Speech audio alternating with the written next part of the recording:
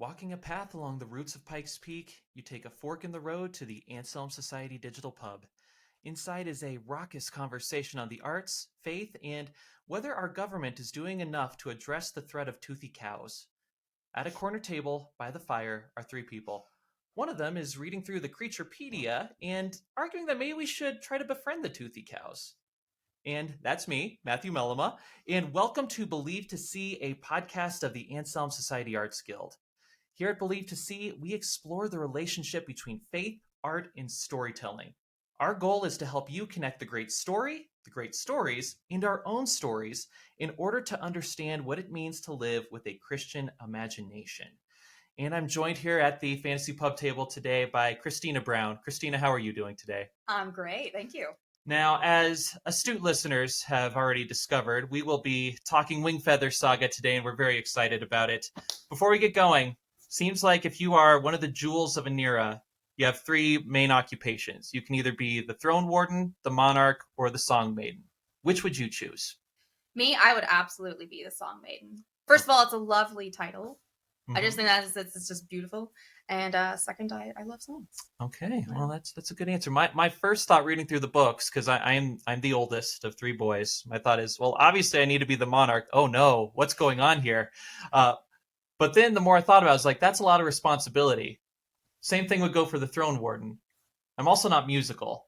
Maybe I choose pass. Is that something? But anyway, we are talking. We will have the perfect person here to ask that exact question to.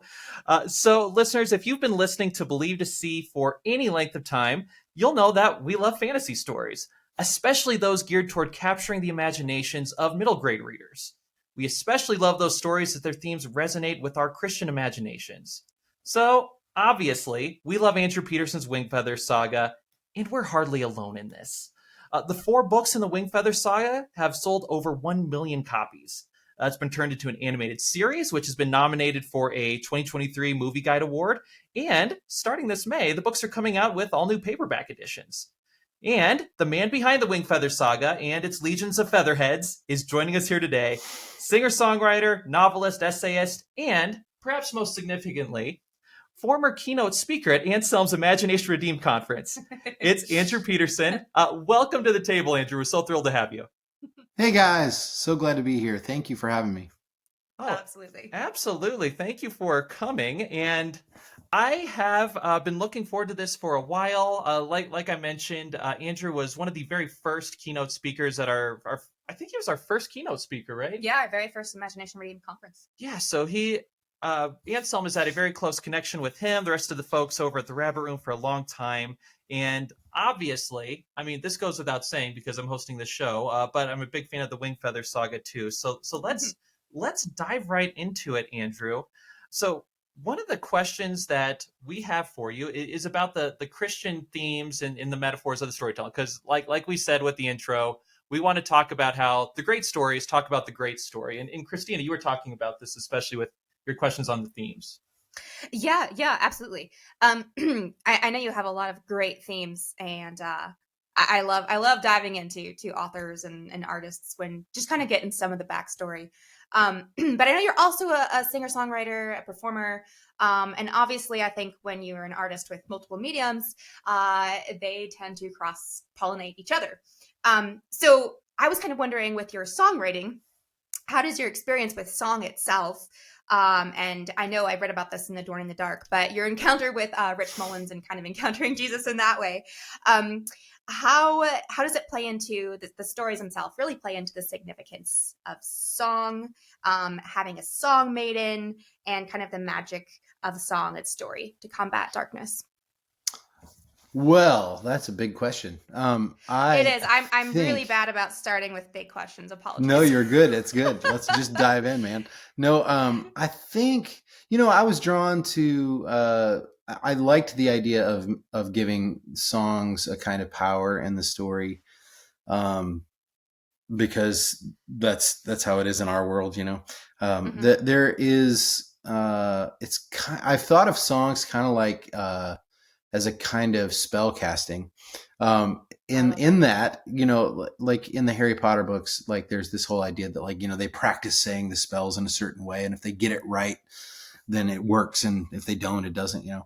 And I think I kind of think songs can be that way. It's like you work really hard on getting the words right and the melody right, and then when you perform the song, you finally get the thing right, and sometimes the song is effective. It does a thing inside of other people.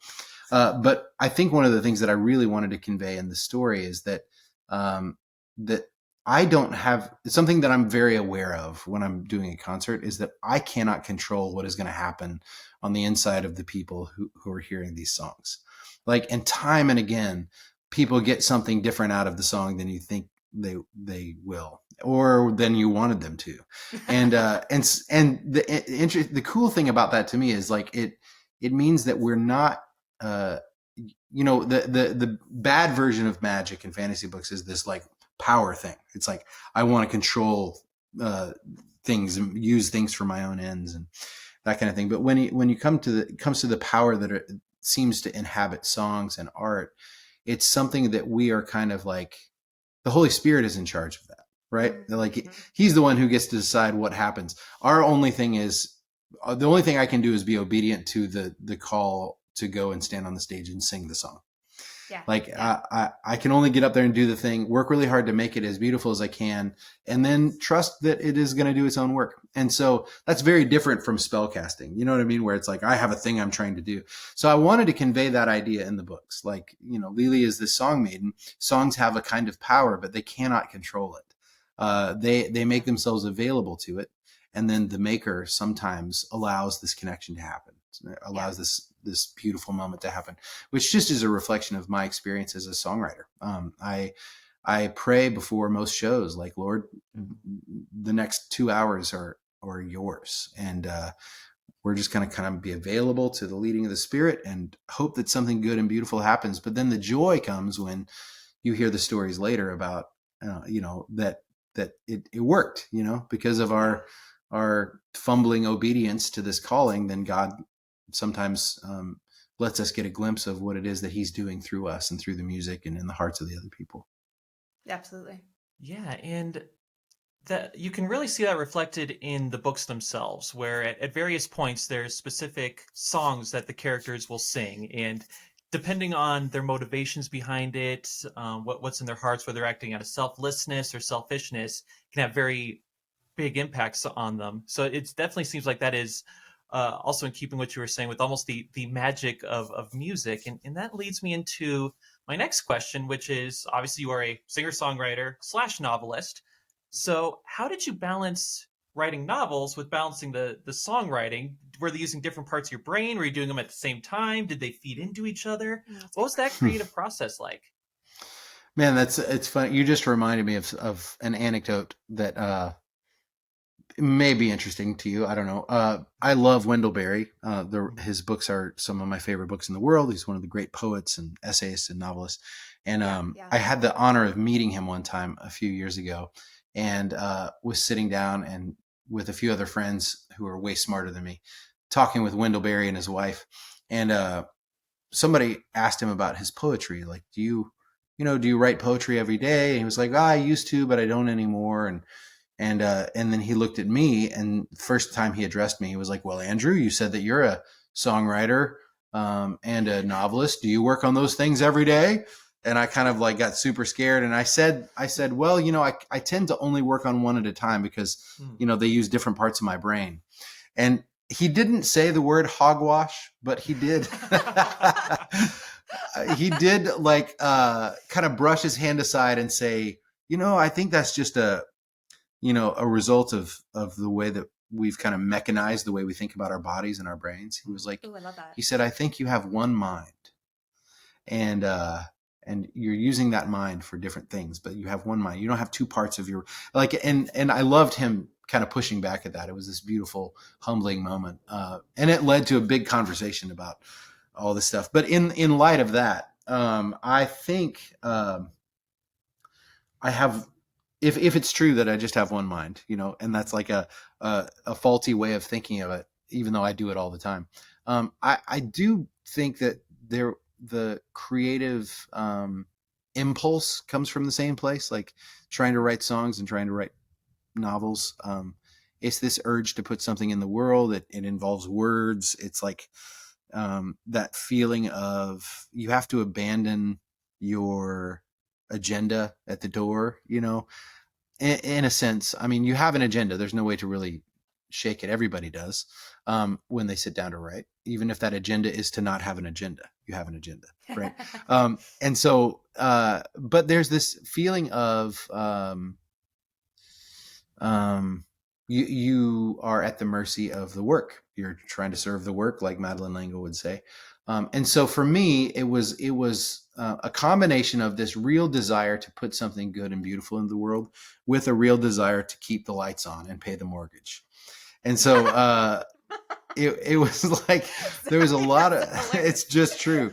Like I was like, man, I gotta do this thing. I want to make I gotta hit the road and play songs or put out these records, or really want to make this book the kind of thing that I can publish, that kind of thing. So there was that was part of the reason I was crazy enough to try to write books at the same time as I was on the road, and to try to do that while I was working on albums and stuff. So all that to say, sorry, I'm kind of rambling. I don't really know how to answer the question, except to say that there are a lot of differences between novel writing and songwriting. Huge differences. I think of songwriting as track and novel writing as cross country. So one of them is about these short bursts of energy. The other one's about the long game. And I feel that way about like poetry versus like story, like totally novel. Yeah. Mm-hmm. Yeah, you can sit down, and even if it's a long poem, a lot of times you can read it in one sitting. But a novel is like this big unwieldy thing that you don't really know if it's any good until for a year. You work on this thing for a significant portion of your days on earth, and it's an act of faith, because you're like, this could just be a giant stinker by the time it's done. Absolutely. And so you have to remind yourself pretty constantly that the book that you're writing is less important than what the writing of a book is doing for your character and who you are, and like what you're learning about God and yourself in the process of writing the book. That way, if the book comes out and nobody cares about it, it's still made something of you. While you were making something of the world, this thing that you were making has shaped you. So if you can remember that that's the far and away the more important thing that's happening when you're doing any creative work, I think it helps. So anyway, I will say though that the similarities are, there's a guy, John Hendricks. Do you guys know John Hendricks, the illustrator? He's a great illustrator. I follow him on Twitter. Great social media follow. Nice. Yes, it is. Yes, John Hendricks with an X. He's a great illustrator, dear friend, and he posted this graphic maybe 2 years ago of the creative arc, the arc of a creative endeavor. Do you remember this?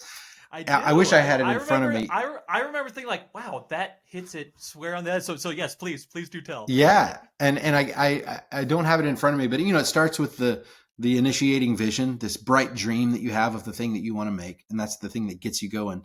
And then you begin to work on it. And then there's this deep dive into the pit of despair where you're just like, nothing I'm doing is great. And then, you fight your way out of the pit of despair. And then the thing that you finish isn't as good as the thing that initiated the vision.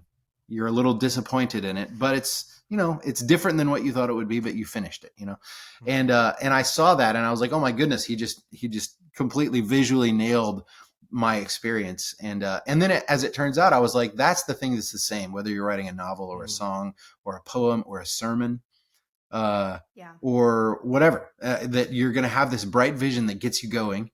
And then you remember that you're living in a fallen and broken world, in a fallen and broken body. And that the thing that you wanted to make, you're never going to get there. But that, it's like the echo of Eden that we all carry with us. Like we feel like we have a sense of what the new creation is going to be, or what the original creation was. And we're just, as long as, until Jesus comes and makes all things new, we're kind of living with the dissonance.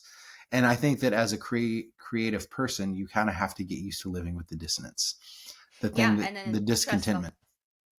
Absolutely. Trust the Holy Spirit to sort of pull it all together, to complete it in the ways that he sees, before it all began.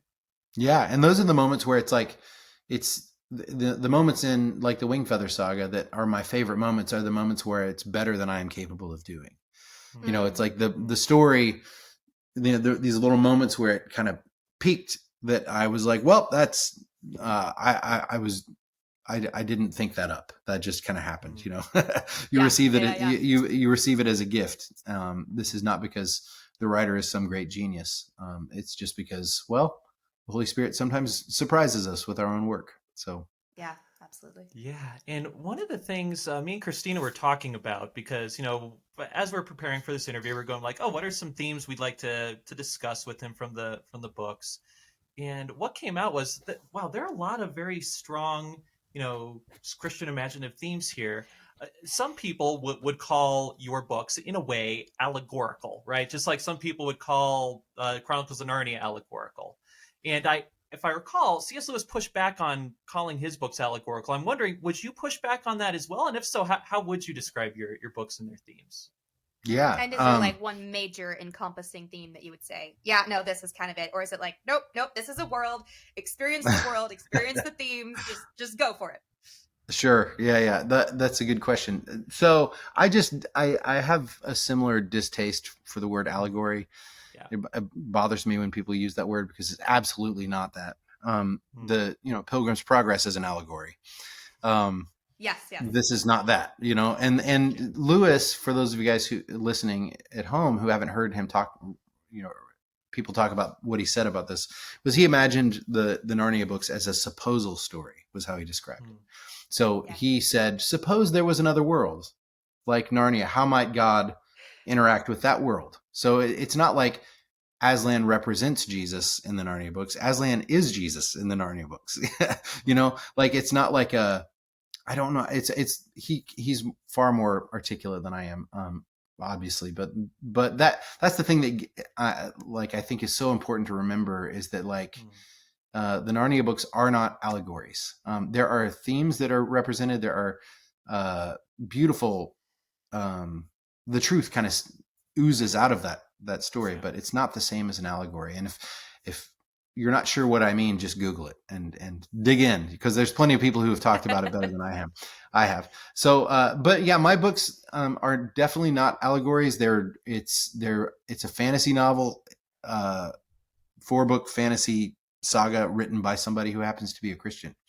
And so I was really, if there's like a continuum where Narnia is at one end and Lord of the Rings is at the other, like I think these books fall more on the Lord of the Rings end of the books, not in terms of quality, but in terms of what I was trying to go for.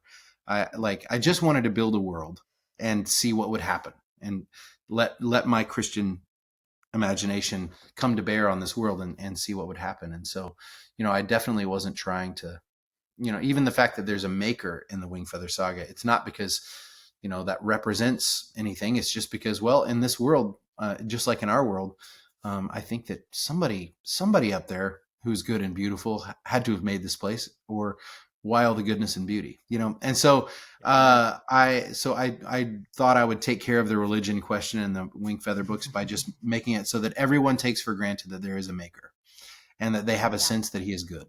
And so that way I could just not have to worry about building some religious structure or whatever. But no, as far as the themes go, I do think that there are themes of identity that show up, sonship, daughterhood, or whatever you would call it, a sense of belovedness that we come to discover that we have with God, our good Father.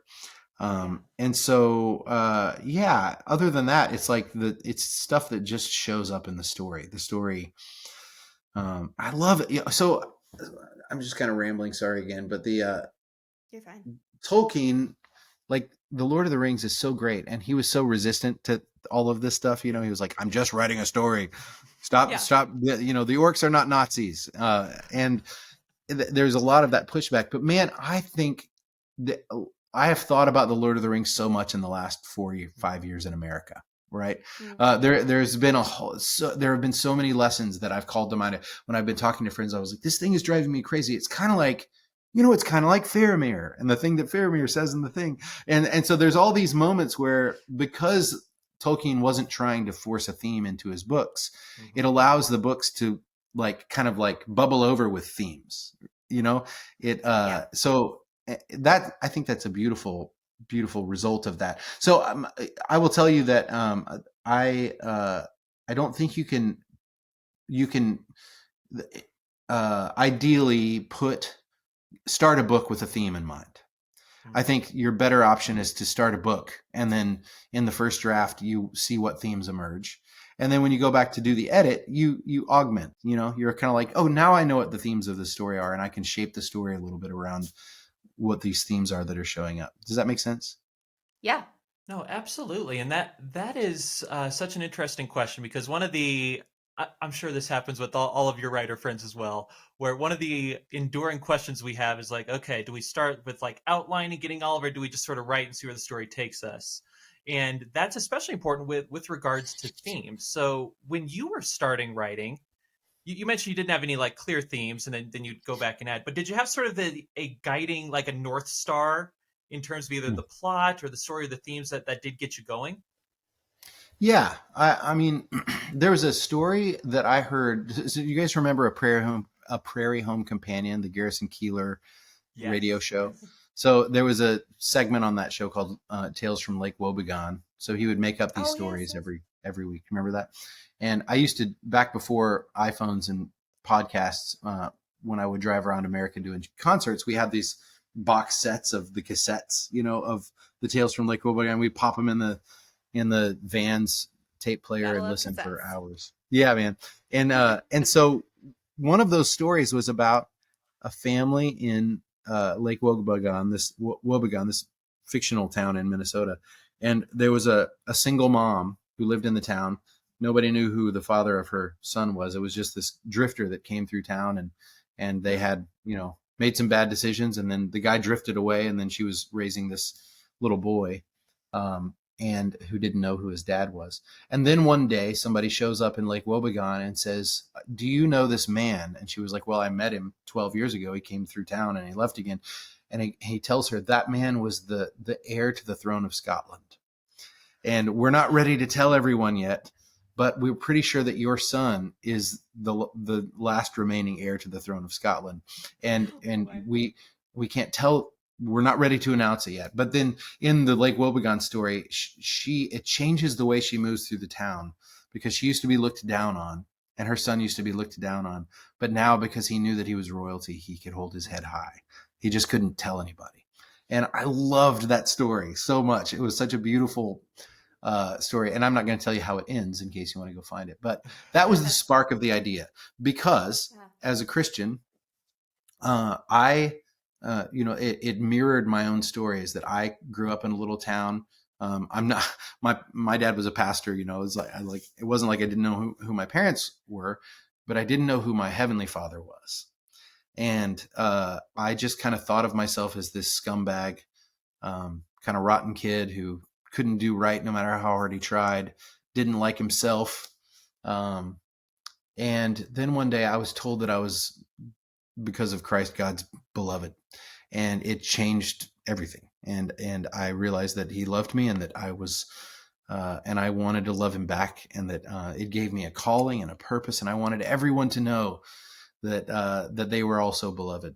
And so that was the spark of the idea. It was like that idea that who I am, who the Lord says I am, trumps who anybody else says I am, especially the enemy of my heart. And so that was the beginning of the idea. I was like, what if there was a kid who lived in a town who thought he was kind of a waste of space, and then one day he found out that his father was a king? How would that change him? And so that was the beginning of the story. And almost everything that happened after that was a surprise. I had intimations of Kalmar's heartbreaking story, but the very end of the Wingfeather Saga, I didn't realize what was going to happen until I got there. Yeah, that makes sense. But yeah, that's a beautiful theme to begin on, and it's one that I think we just all have to understand as Christians. Like, where is that identity? Where does it sit? Um, in related to that, because I love that you mentioned that, because just you describing that makes me go back through the series. It's like, oh, like when all the Igby kids are going off to school, their mom says, "Hey, remember who you are." Like just that, and just seeing the way the mom, and even in book one, before we know what's going on, the way she carries herself is different than we'd expect from someone on the outside of town in a little cottage. But there's also the theme related to this of names. And Hmm. okay, listeners, I should have given a formal spoiler alert at the beginning, but y'all get the picture by now. I'm gonna give spoilers, okay? Careful. Oh, you don't think I should have? I think Okay. you got a little couple lines here. Couple Okay, lines. you're right. Okay, you're right.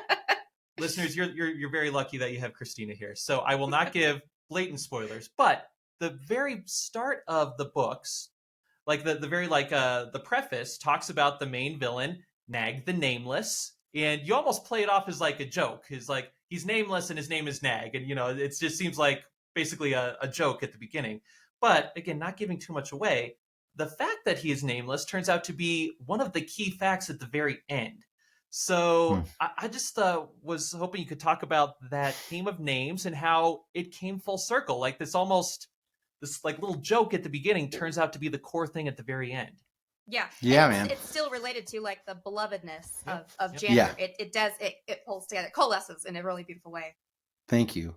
The naming thing is tied in very much to that same thing. There's the verse in Revelation where it talks about the white stone on which our new name is written, and that's one of my favorite passages. I love that idea that we have this name that only God knows, and it's just such a beautiful thought. It kind of wakes my heart up when I just think about it.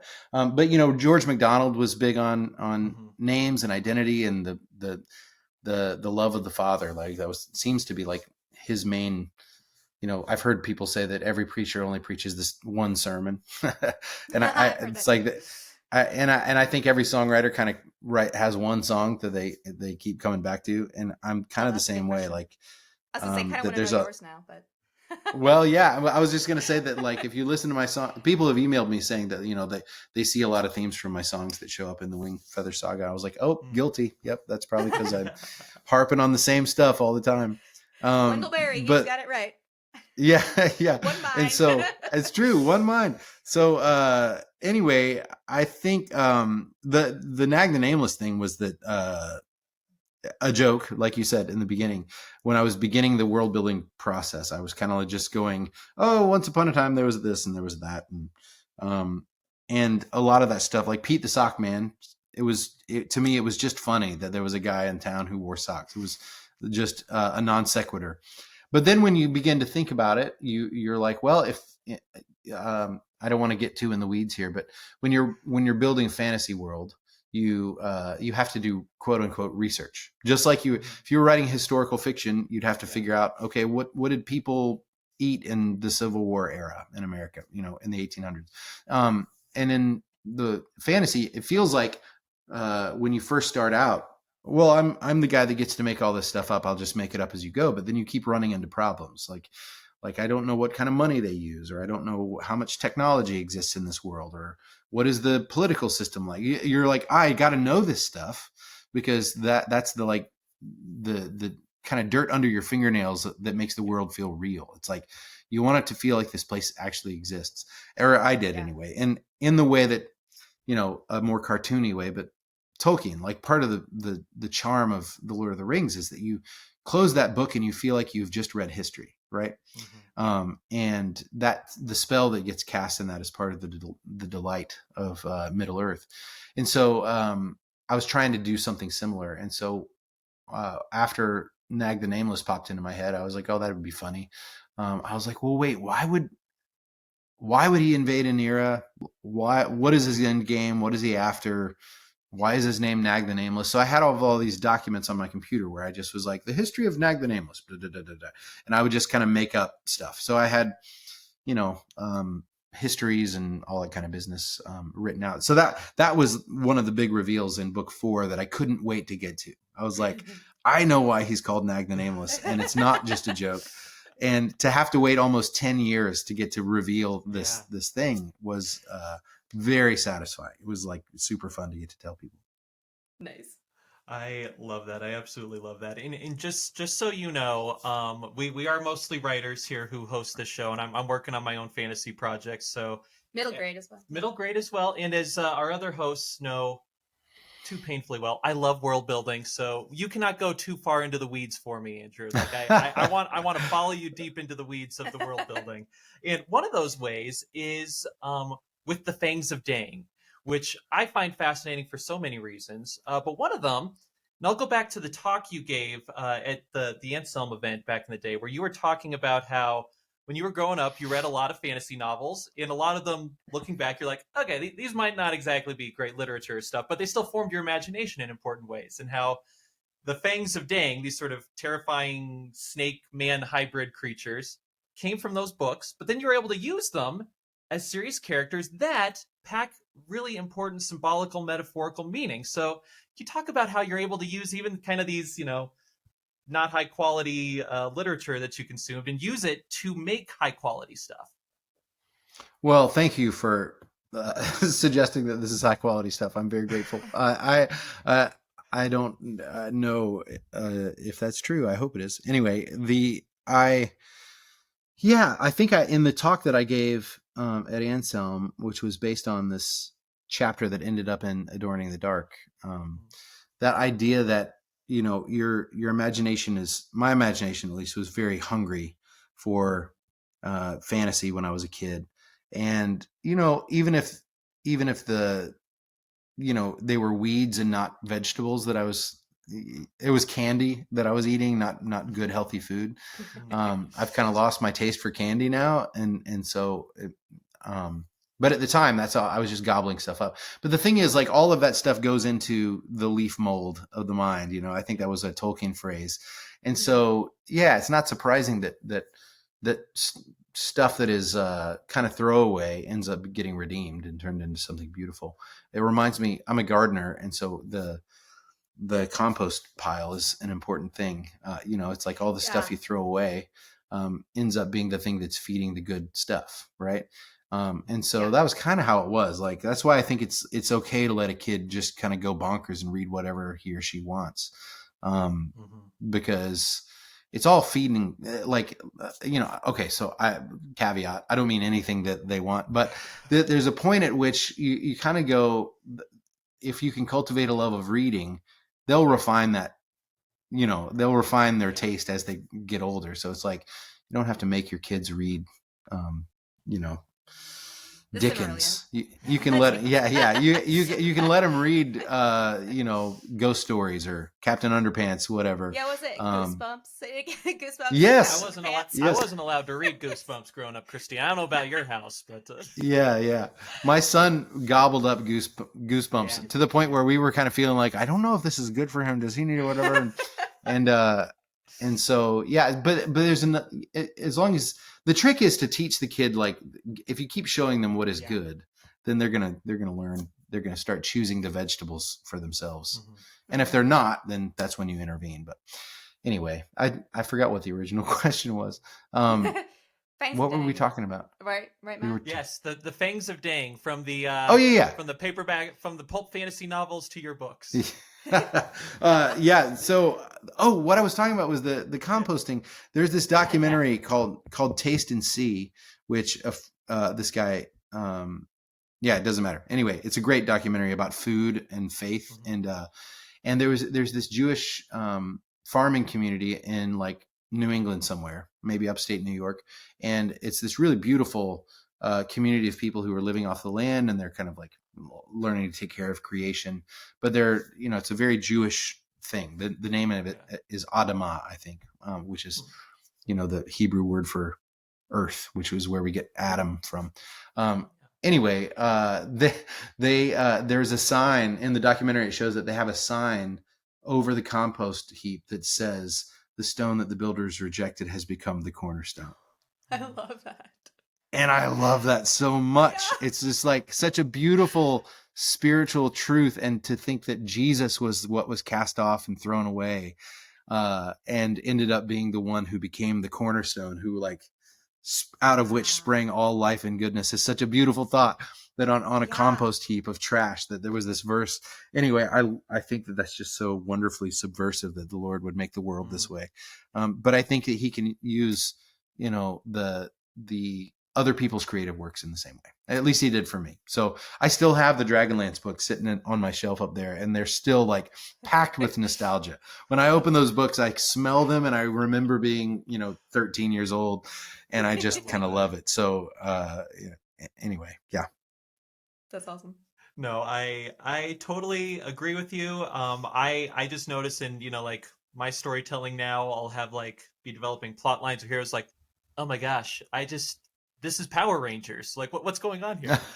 Yeah, Hopefully I'm doing totally. more with it than that. But yeah, Yeah. even if it's candy, it can still get the creativity going. I absolutely love that. One of the other things, again, this is apparent right from the start of book one, is that these books are really funny. Like again, the preface is really funny. There's lots of jokes in it, and that continues throughout the four books. So my question for you is, why did you decide to make these books so funny? Because it's very easy to imagine like a more straight laced version of these stories, but why did you decide to keep the fun and the funny in it? Yeah, there's a I great mix.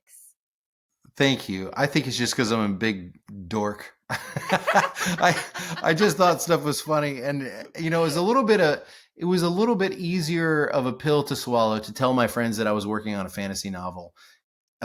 If I was kind of like, well, it's for kids, it's kind of goofy and kind of whatever, but it's also kind of serious.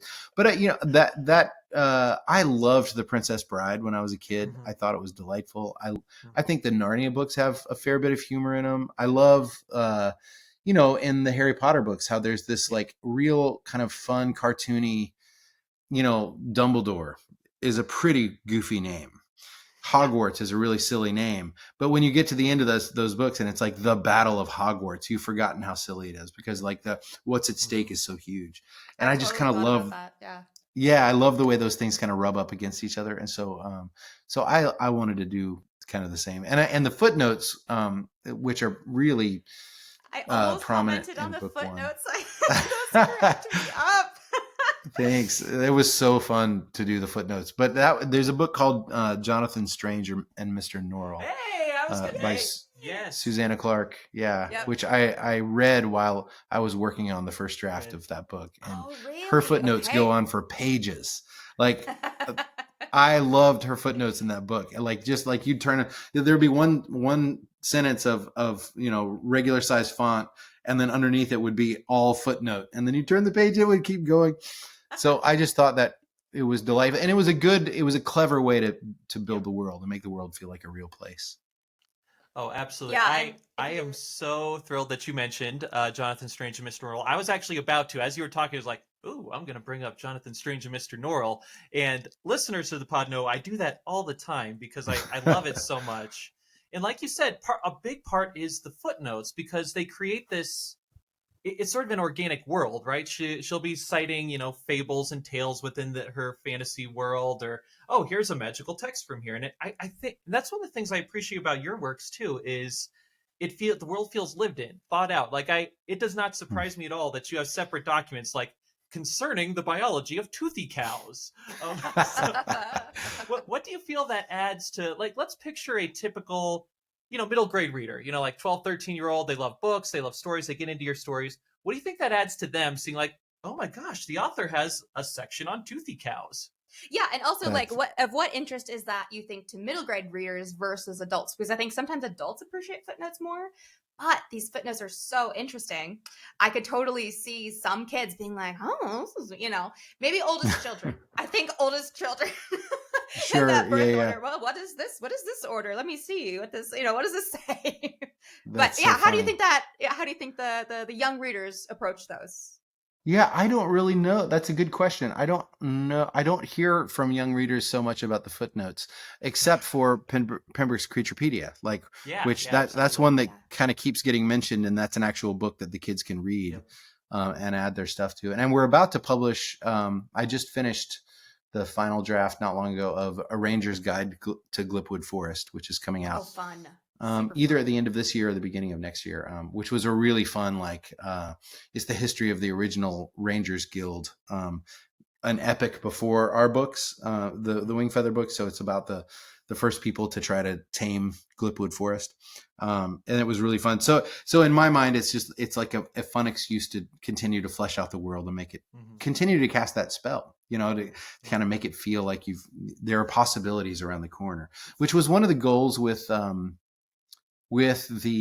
animated series. One of the beautiful things about the choice that Chris Wall and Keith Lango, like the head of animation, like they really wanted to convey this sense of handcrafted, hand painted, beautiful backgrounds that weren't photorealistic. Like when you go see a Pixar movie, it's like they don't leave anything to the imagination. It's like it's amazing. It's like the imagination of the filmmakers is on the screen. But we wanted to create something that would kind of meet the viewer halfway and say, hey, like engage your imagination. Like this is kind of the shape of a tree, but I'm going to leave it to your imagination to guess what's around that corner or what's deeper into the woods or whatever. And so do you feel like was that partly related to like you want the readers to read first and then watch, or do you want to watch and then read? That's a big debate with parents. I would I would say for sure read and then watch. Okay. But so they have an idea already when they go into Yes. this. Okay. I think so. When you said like some of it's left out, I could totally see you saying like, yes, but I want you to world build as you're watching, which is not normally, like you said, how people do it. Like Pixar creators, like they everything, which is gorgeous, like you said. But yeah, I kind of wondered, okay, well, is there a sequence? Well, there's this great principle that I learned from Andrew Stanton in an essay he wrote. Andrew Stanton is the Pixar guy who wrote Finding Nemo and several other great ones. Right. And you can find it online. It's like his keynote at some kind of conference. And it's a bunch of principles on storytelling. But one of them is the idea of 2 + 2, not 4, which I think is so good. It's something that I stole for my songwriting and also my concerts, is the idea that the audience wants to work for their entertainment, but not too hard. So it's kind of like you don't want the storyteller to tell you everything, because when you get a joke, right, if you have to explain the joke, it's not funny. What the laughter comes when you make the connection in your mind and you go, aha, I see, right? And so when you're telling a story, you don't want to feed them everything. You want to trust that the audience is going to be smart enough to keep up with some things. And part of the delight we experience is when we make those connections on our own without being fed. You feel dumb when, or not dumb. I get frustrated when I'm watching a movie and I kind of want to be like, why did you have to say that? We knew that already because you showed us, right? And so that sense, but if you're too obtuse, if you're being really, really hard to figure out, then the audience is going to check out too, because they're like, I don't even know what's going on. So you got to find that balance of giving them just enough to keep engaged. And so that's one of the things I love about the look of the animated series, is that there's something subconscious that's happening when you're seeing a background painting that's kind of abstracted, because your brain is engaged with filling in those blanks and completing that circle. And so but we were talking about footnotes and stuff, and I like the idea that we're constantly hinting to the reader that if you could get inside the screen and look around the corner, you'd find another story. You'd find something through here, and there would be more to explore. I just think I feel like it's a great way for kids to build a love of history too, which I'm huge on, because even teaching my son, he's like, why do I do history? I'm like, well, because it's really interesting. I promise. Yeah, sure. Like you will see yourself in history. Yeah. So I kind of love that you did that, even to give the kids options to like, well, what is the history of this? What kind of gives them that like extra layer of depth to want to kind of explore their own world, at least even unconsciously, like not like they would consciously think, oh, history is for cool sure now, it's kind of like in go ahead. Oh no, you go ahead. Sorry, I was going to say it's like in Lord of the Rings when Frodo and Sam when the company happens upon the trolls in the woods. And if you don't know The Hobbit, then it's kind of like, oh cool, there's stone trolls, there must be a story here. But if you do know the history and they see it, you feel like you're like getting this amazing connection. Yeah, that's so true. Absolutely. I think you hit the nail on the head when you're talking about like there are these hints to a larger world, right? It's like cracking a door open. It's like, oh, there's a whole other world on the other side of that door, and that's something that obviously Lord of the Rings does a fantastic job on. They'll, Frodo and Sam will be walking. There's an aside to like some ruins that they pass. You realize, oh, there's a whole, epochs of stories happening there. And again, I think that's something that you're able to do with your world building as well. And let's talk a little bit about the world building, because again, listeners, I'm sorry. I just love this stuff, okay? It's Matt. Everyone knows Matt and his world building. It's okay. It's all right. One of the fun things with this, like you mentioned, is it's tricky to weave it organically into a story, because I think a lot of writers have a simple, like, I want to dump all the information I have on the reader right away. But like you said, you need to give them the 2+2, let them connect it. And that leads me, Andrew, to a question I have had for years, ever since I first read your book. Let me put my cards on the table here. I am the oldest of 3 siblings. So when you were talking about how the throne would go down for the kings and queens of an era, and I found out that I, as the oldest, would be the throne warden, and my younger brother, Jeremy, would be the king. I was like, what? Like, just 10-year-old me is just like offended to his core. So can we talk a little bit about why you decided on that succession plan and how you built that out? Because I get, okay, the 10-year-old me is just offended that Jeremy would be the king and not me.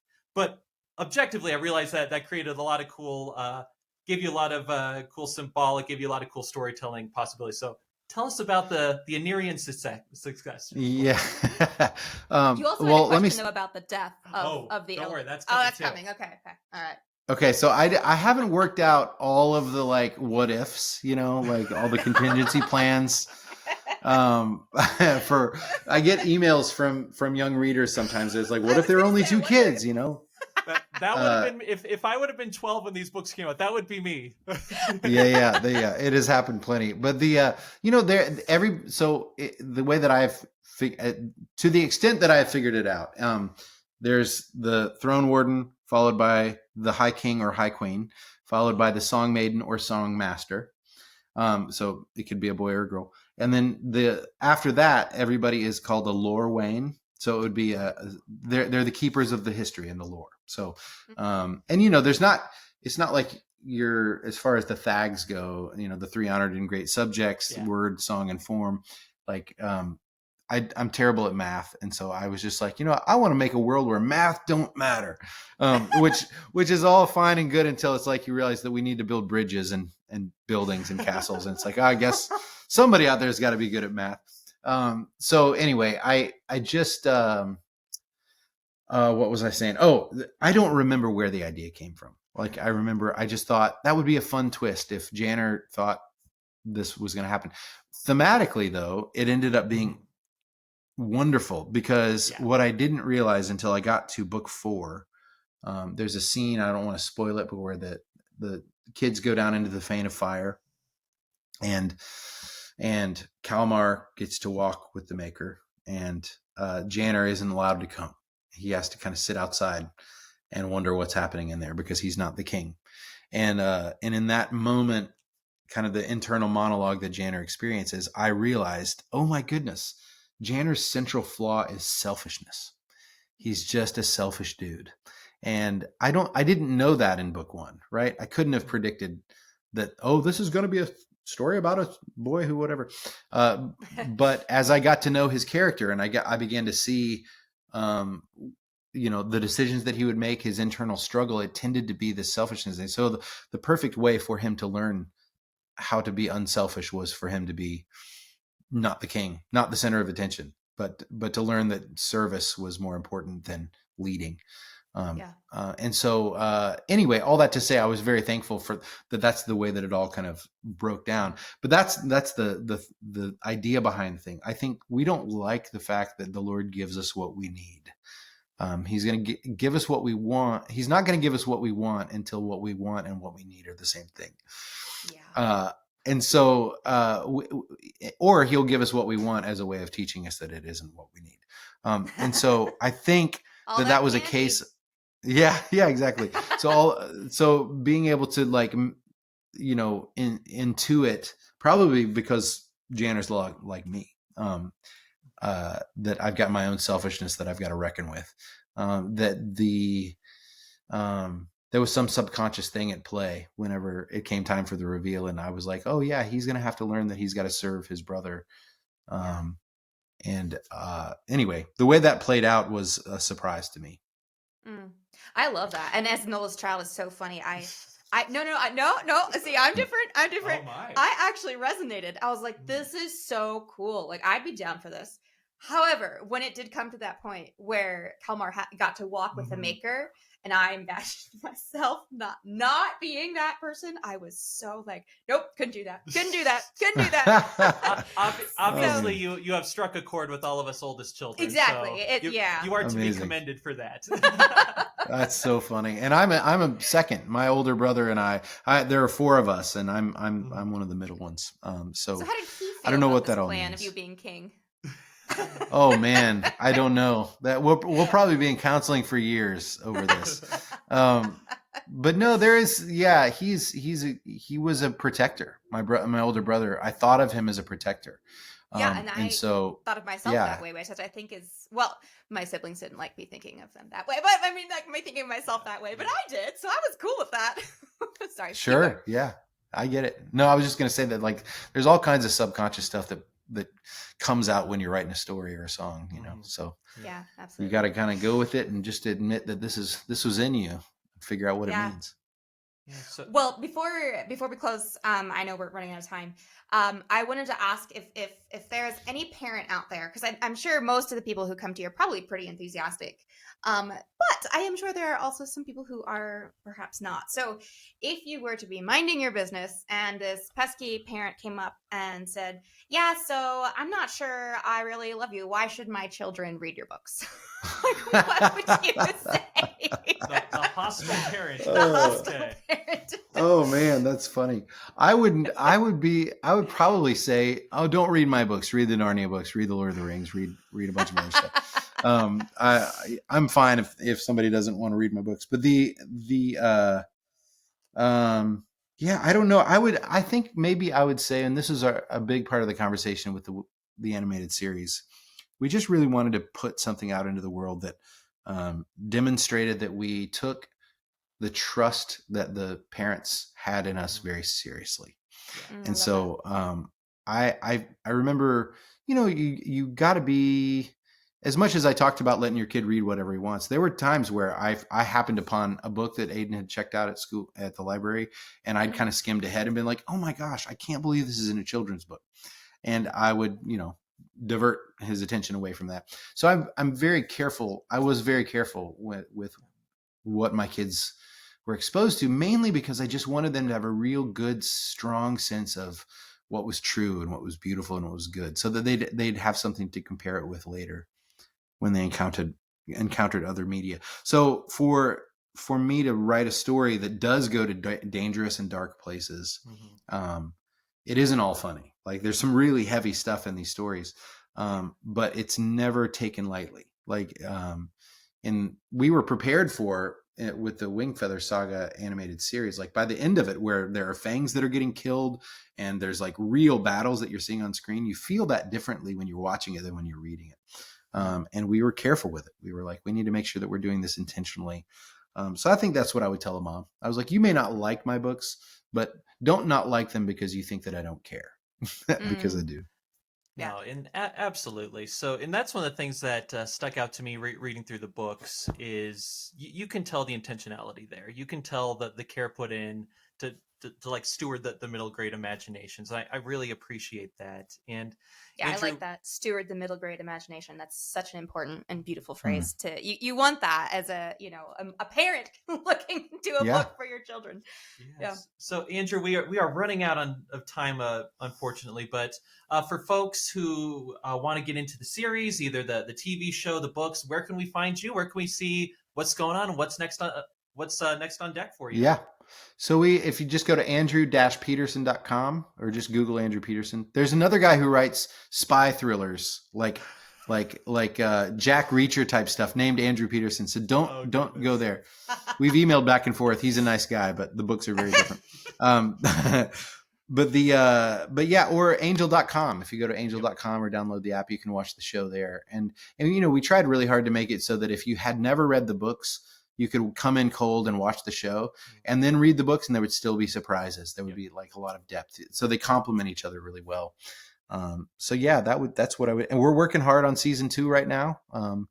Deep into season 2, we have some really fun reveals that we're going to make later about some of the actors that are on board. Nice. That I wish I could tell you who they were, but they're really cool. Some really fun people that are doing it. Awesome. And so that's happening. About to go on tour in the UK in a couple weeks, and yeah, just kind of the same old, playing shows, writing books, tending my garden.